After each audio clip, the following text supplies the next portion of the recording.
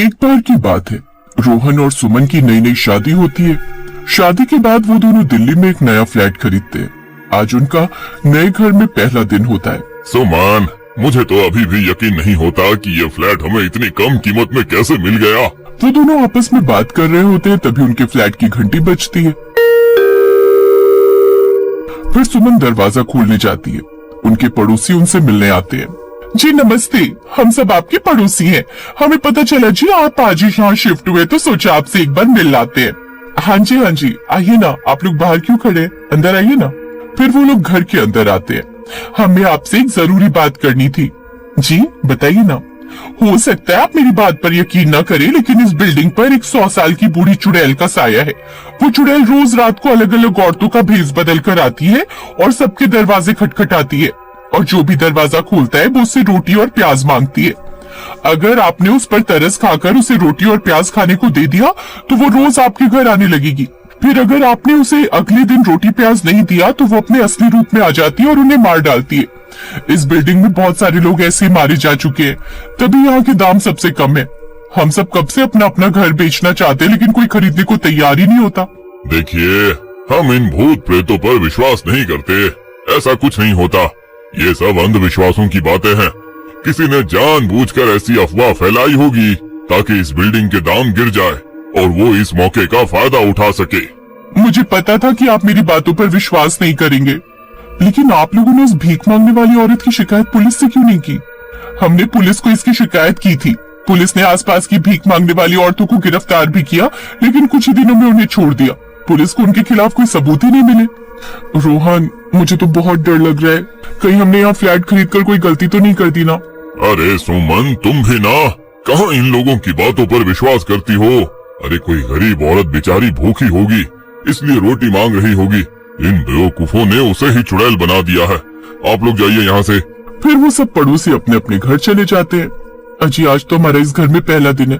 आज मैं घर में खाना नहीं बनाने वाली। आज हम बाहर से खाना मंगवाएंगे। आप दाल मखनी और पनीर मसाला मंगवा लो, और हाँ, दुकान वाले को कहना कि प्याज और हरी चटनी जरूर भेजेगा। फिर रोहन पास के होटल से खाना मंगवाता है और कुछ ही देर में डिलीवरी बॉय खाना देने आ जाता है।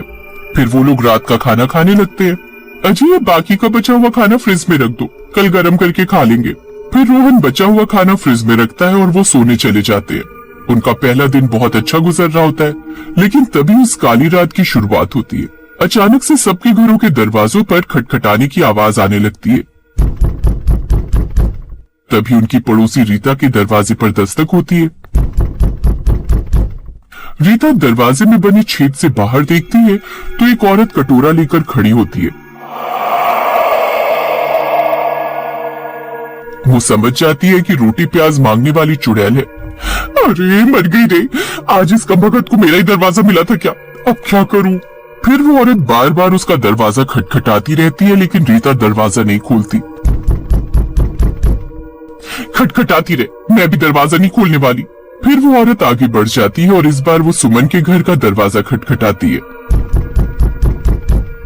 तभी रोहन की नींद खुल जाती है। अरे इतनी रात में कौन आ गया? अब सुमन, जरा जाकर देखना दरवाजे पर कौन है। अजी, मुझे तो बहुत तेज नींद आ रही है। आप ही जाकर देख लो कौन है। फिर रोहन उठता है और दरवाजा खोलने जाता है। वो जैसे ही दरवाजा खोलता है, सामने एक औरत खड़ी होती है। जी कहिए, क्या काम है आपको? जी, मैं इस बिल्डिंग के वॉचमैन की पत्नी हूँ। क्या आप मुझे कुछ खाने को दे सकते हैं? खाना तो बचा हुआ है, इसी को दे देता हूँ।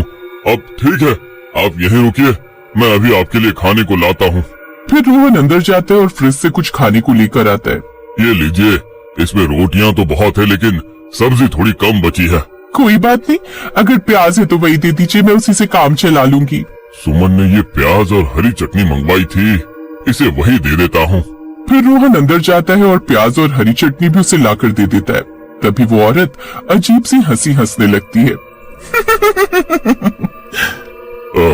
जी, क्या हुआ आपको? आप ठीक तो है ना?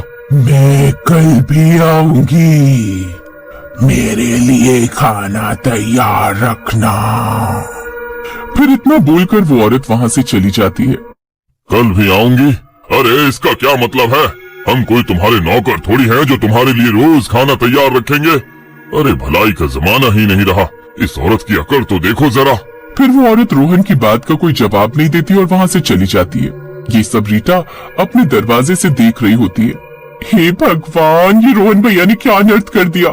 फिर सुबह होते ही सब पड़ोसी उनके घर पहुंच जाते हैं। रोहन भैया, आपने कल रात इतनी बड़ी गलती कैसे कर दी?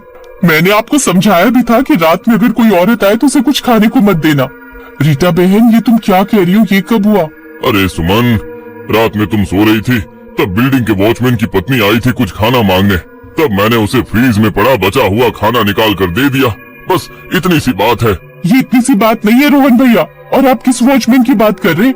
हमारी बिल्डिंग में तो कोई वॉचमैन है ही नहीं। डर के मारे कोई भी इस बिल्डिंग में वॉचमैन की नौकरी करने को तैयार ही नहीं होता। अरे मर गई रे, ये आपने क्या कर दिया? रीटा भाभी ने हमें समझाया भी था कि कोई औरत रात में खाना मांगने आए तो दरवाजा मत खोलना। फिर आपने इतनी बड़ी गलती कैसे कर दी जी? अरे उसने मुझे बोले कि वो वॉचमैन की पत्नी है, इसलिए मैंने उसे खाना दे दिया। क्या उसने आपसे प्याज भी मांगे थे? हाँ, सब्जी कम थी और रोटियां ज्यादा थी, इसलिए उसने कहा प्याज है तो वही दे दो, इसलिए मैंने उसे बचे हुए प्याज भी दे दिए। हे भगवान रोहन भैया, ये आपने क्या कर दिया? अरे बाबा, कुछ नहीं होगा, आप सब लोग ऐसे ही डर रहे हो। जाते वक्त उसने क्या बोला आपको? अब बोल रही थी मैं कल फिर आऊंगी, अब मेरे लिए खाना तैयार रखना। अरे मर गए रे, आपने तो पक्का मरने का प्रोग्राम बना लिया जी। अब क्या करे? वो औरत आज रात फिर आ गई तो? वो आज रात फिर आएगी और अगर आपने उसे रोटी प्याज नहीं दिए तो वो आप दोनों को मार डालेगी। हे भगवान, अब क्या होगा? ये कहाँ फंस गए हम? फिर सब पड़ोसी अपने अपने घर चले जाते हैं। अरे सुमन, तुम घबराओ नहीं, कुछ नहीं होगा। अरे क्या पता वो औरत आज रात आए ही ना। फिर वो दोनों पूरा दिन डरे से हमें निकाल देते हैं और फिर उस काली रात की शुरुआत होती है। अच्छी रात तो हो गई, शुक्र है भगवान का वो कमबख्त औरत नहीं आई। तभी कोई उनका दरवाजा खटखटाता है। अरे मर गए रे, कहीं वो नाज़ औरत तो नहीं आ गई? अरे डरो नहीं, अब मैं जाकर देखता हूँ। फिर रोहन दरवाजे की तरफ जाता है। फिर दरवाजे में बने छेद से झांक कर देखता है तो बाहर वही कल वाली औरत खड़ी होती है। अरे मर गए रे, अरे ये तो वही कल वाली औरत है। अरे सुमन, अब क्या करें? जी दरवाजा मत खोलना जी, एक काम करो, घर की सारी लाइटें बंद कर दो। वो समझेगी कि घर में कोई नहीं और वापस चली जाएगी। फिर वो औरत बहुत जोर जोर से घर का दरवाजा खटखटाने लगती है। अरे सुमन, अगर हमने दरवाजा नहीं खोला तो वो अपने असली रूप में आ जाएगी, फिर हमारी मौत पक्की है। मुझे दरवाजा खोलना ही होगा। फिर इतना बोलकर रोहन दरवाजा खोल देता है।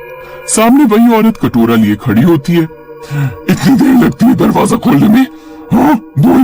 अरे नहीं नहीं बहन जी, वो मुझे नींद आ गई थी, इसलिए थोड़ा वक्त लग गया। हाँ। चल जल्दी जा और मेरे लिए रोटी और प्याज लेकर आ, जल्दी, मुझे बहुत भूख लगी है। अरे सुमन, अरे तुमने सुना नहीं, जल्दी जाओ और बहन जी के लिए रोटी और प्याज लेकर आओ। फिर सुमन भागती हुई रसोई में जाती है और 2 रोटी के ऊपर एक प्याज रख कर ले आती है। लीजिए आपकी रोटी और प्याज। फिर वो औरत एक ही बार में रोटी और प्याज खा जाती है।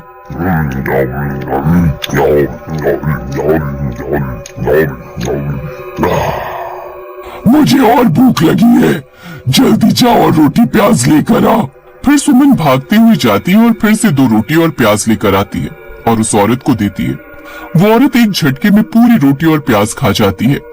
मुझे और भूख लगी है, 2 रोटी से मेरा क्या होगा, जल्दी जाओ और रोटी प्याज लेकर आ। फिर सुमन बार बार रोटी प्याज लेकर आती है और वो चुड़ैल एक झटके में खा जाती है। बहन जी, अब तो सारी रोटियां खत्म हो गई है, अब रोटी नहीं बची है, आटा भी खत्म हो गया है। तभी उस औरत को गुस्सा आ जाता है। तेरी इतनी हिम्मत मुझे रोटी के लिए मना करेगी? अरे नहीं बहन जी, आप गुस्सा मत हो, मैं कल दुकान से बहुत सारा आटा ले आऊंगा। ठीक है, मैं कल रात फिर आऊंगी। फिर इतना बोलकर वो औरत वहाँ से चली जाती है। क्या वो औरत कल फिर आएगी? क्या रोहन और सीमा कल की रात अपनी जान बचा पाएंगे? देखते हैं इसके अगले भाग में। स्टोरी को लाइक करना ना भूलें। Thanks for watching.